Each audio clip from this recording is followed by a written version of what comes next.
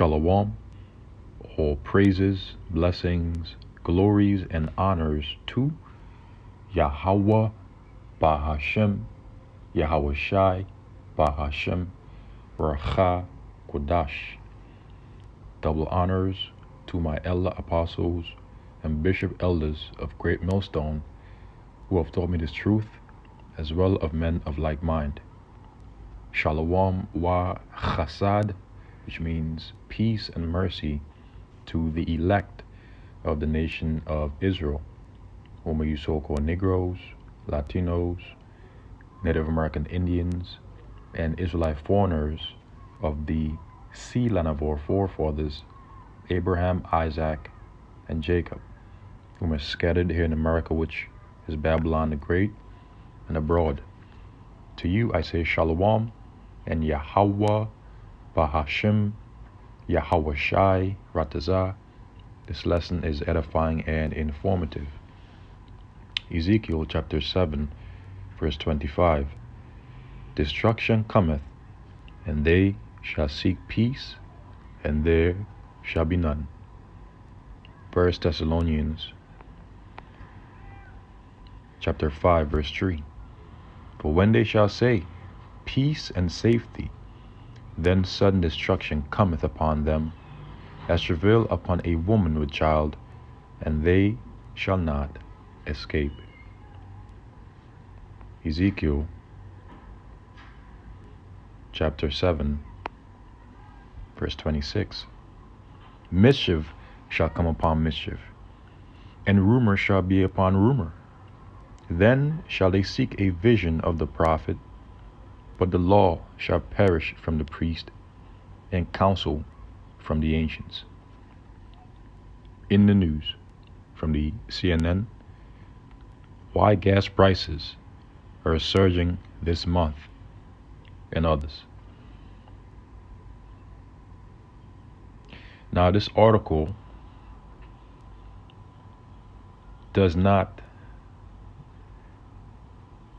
tell the entire truth as to why gas prices are currently surging this month. I've done lessons in the past explaining that gas prices would in fact surge after February the 2nd / the 5th, as this month is when the Russian oil embargo would come into effect.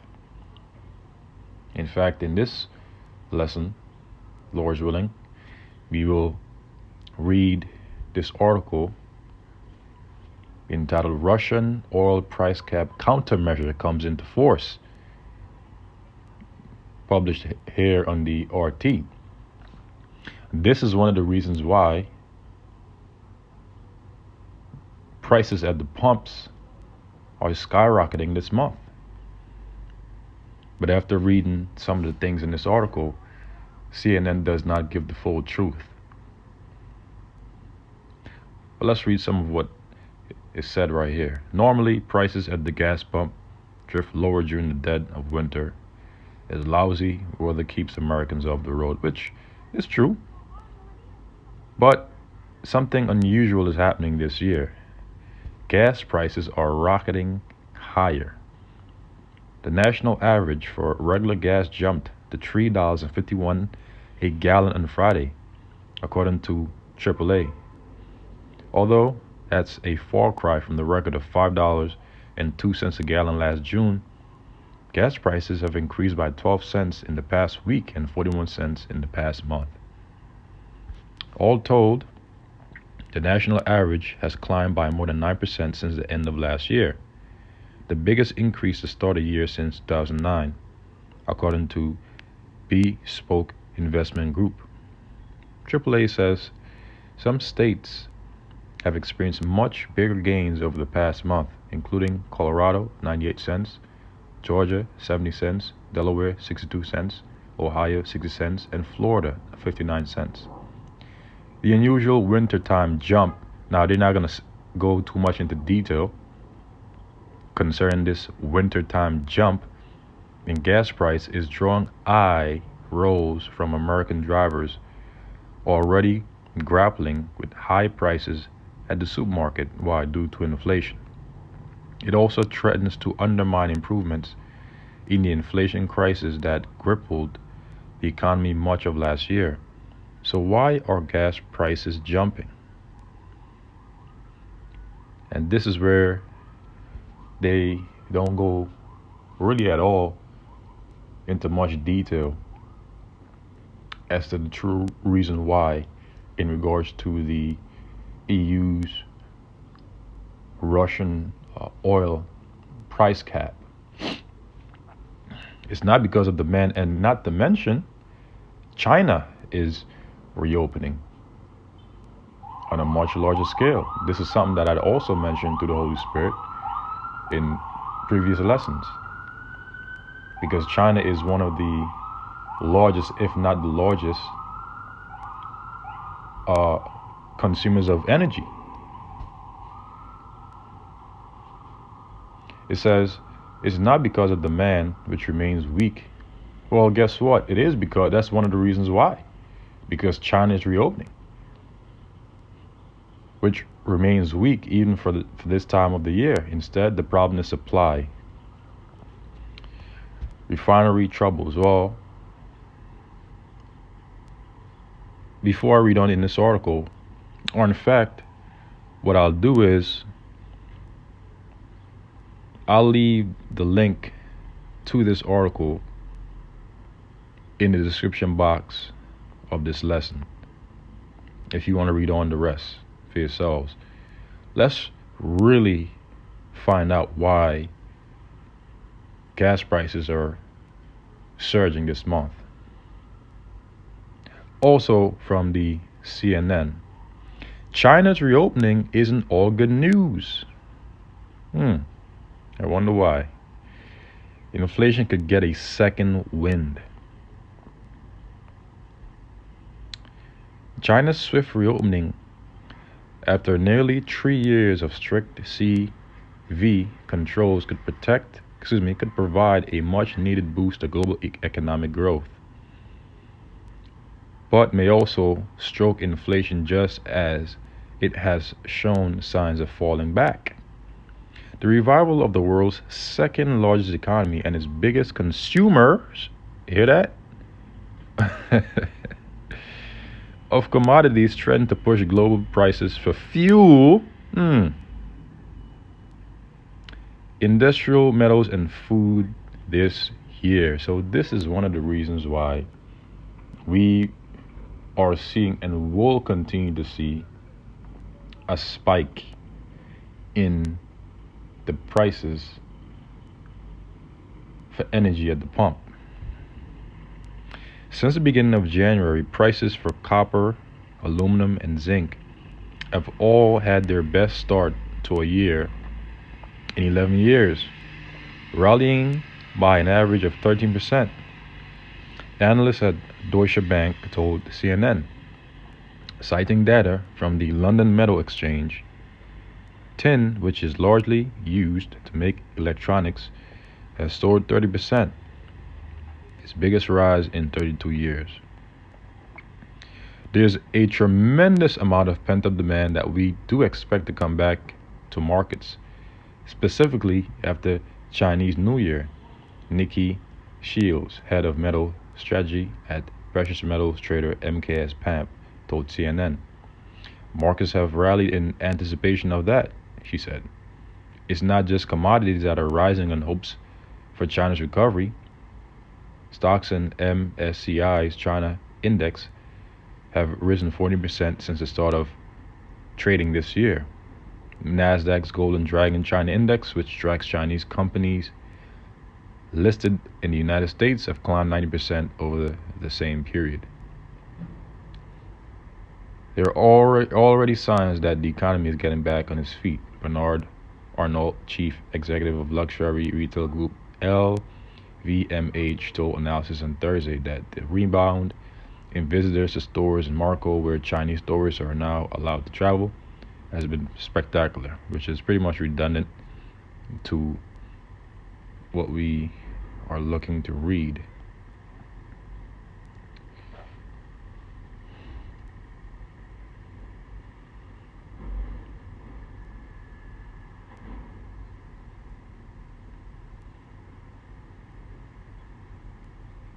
Okay, so I'll read this portion of the article.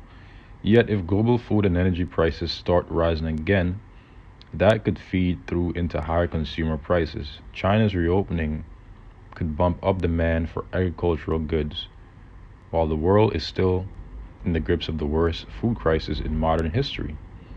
Futures prices for wheat, a dietary staple, are still 58% higher than they were in mid 2020, when prices started to rise steadily. A surge in energy demand.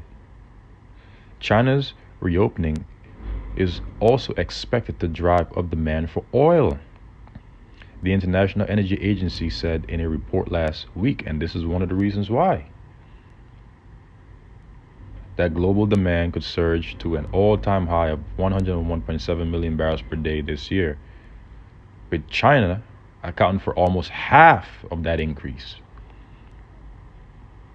Caroline Bain, chief commodities economist at Capital Economics, told CNN that she expects oil prices to rise later this year, not just later this year, but as China begins to reopen more and more, especially due to Russia's response to the price caps on their oil as travel and consumption pick up.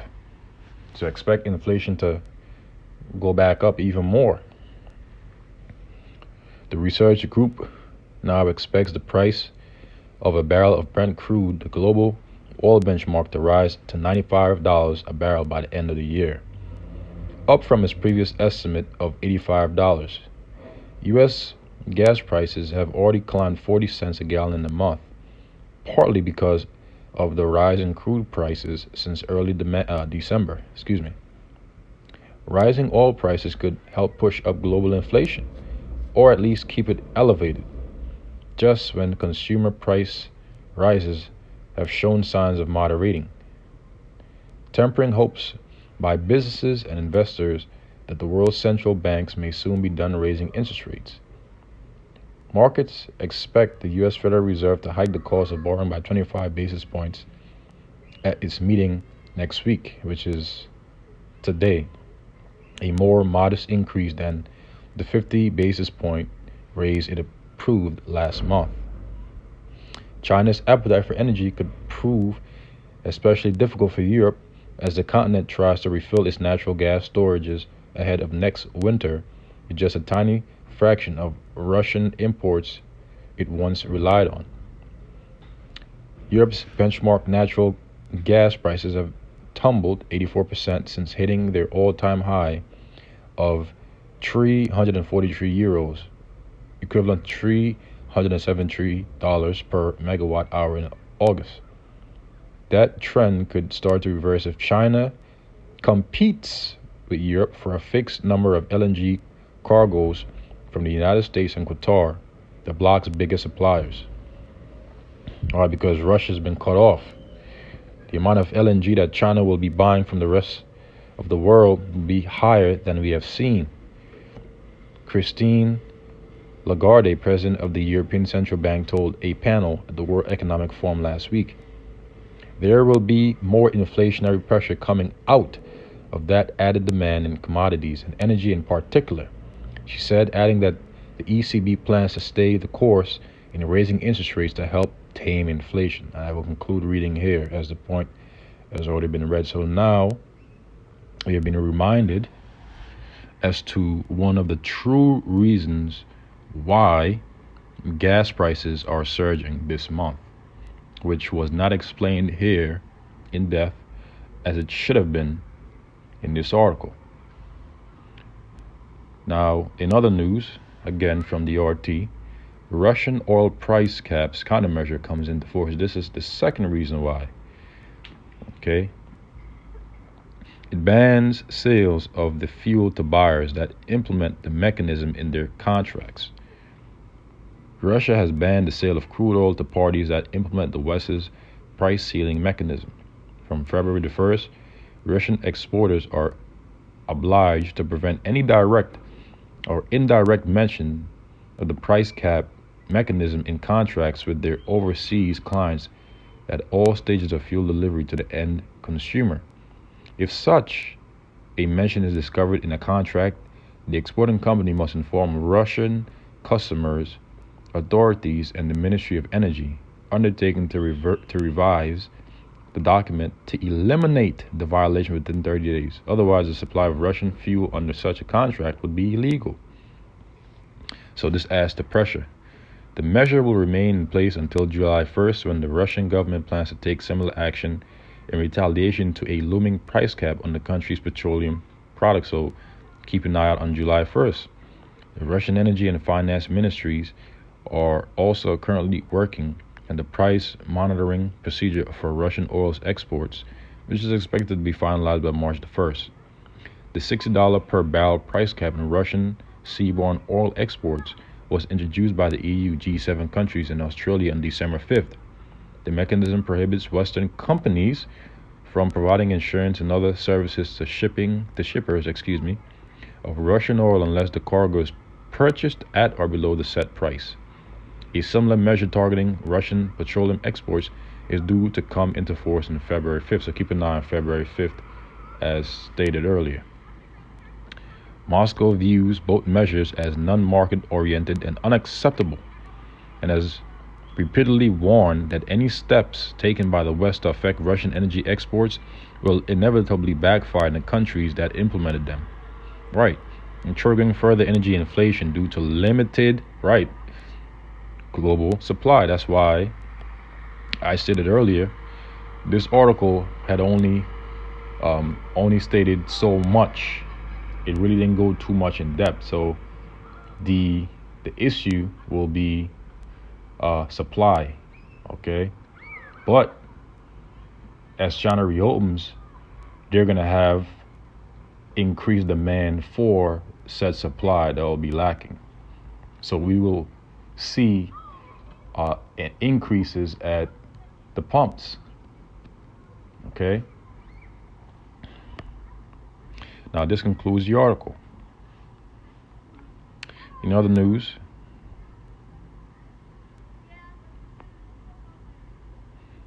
food prices in Britain hit record highs. Consumers will pay an extra $1,000 for groceries this year, a survey shows. Food inflation in the UK soared to a new record of 16.7% in the 4 weeks of January.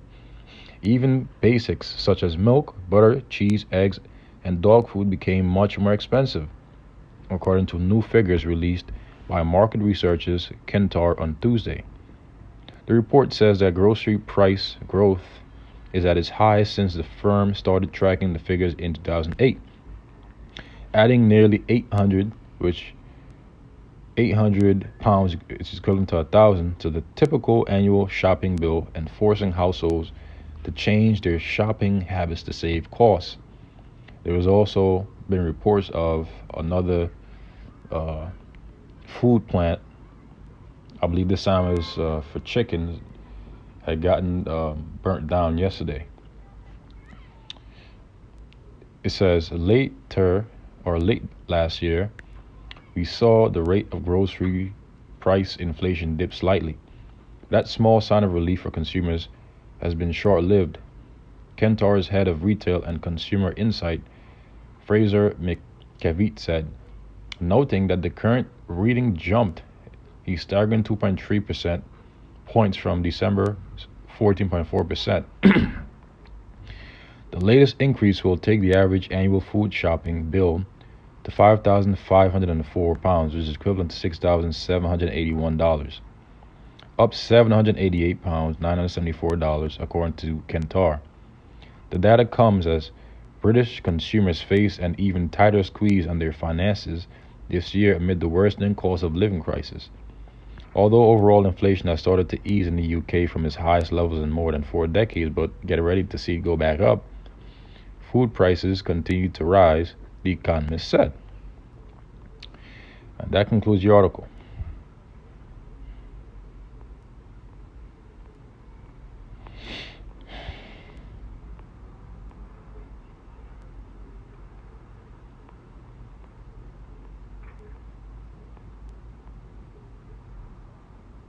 U.S. oil giant posts monster profit. Why? Because of all the stuff that's been happening over there in Europe. The U.S. had stand to benefit from the destroying of the Nord Stream pipelines. Let's not forget.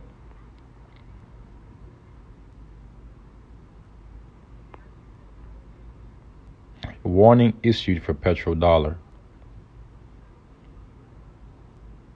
Refusal to use the greenback for oil payments around the world could undermine the U.S. economy, a former White House official has said.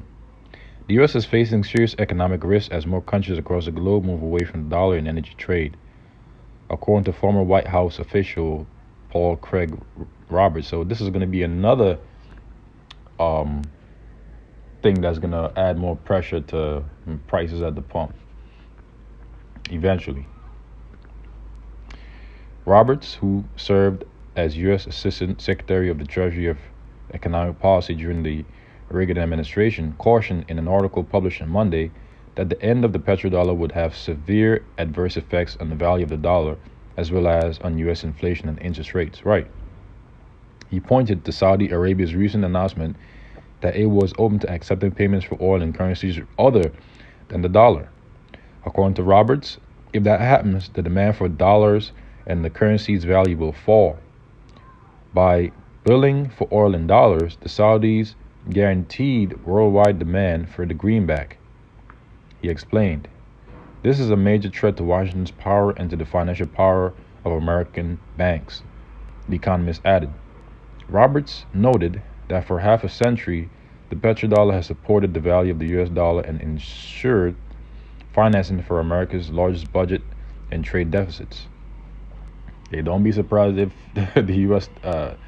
Attempts a coup over there in Saudi Arabia, and those guys over there, they're crypto Jews. Okay, House of Saud, they're crypto Jews. A lot of them are Edomites. So really, it's Esau divided against himself, and the scripture says a kingdom divided against itself cannot stand.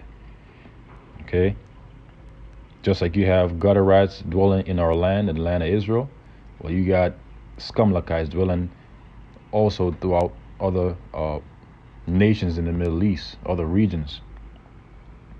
It says, America's largest budget and trade deficits. The petrodollar supported the continuing role of the dollar as world currency after President Nixon closed the global window in 1971.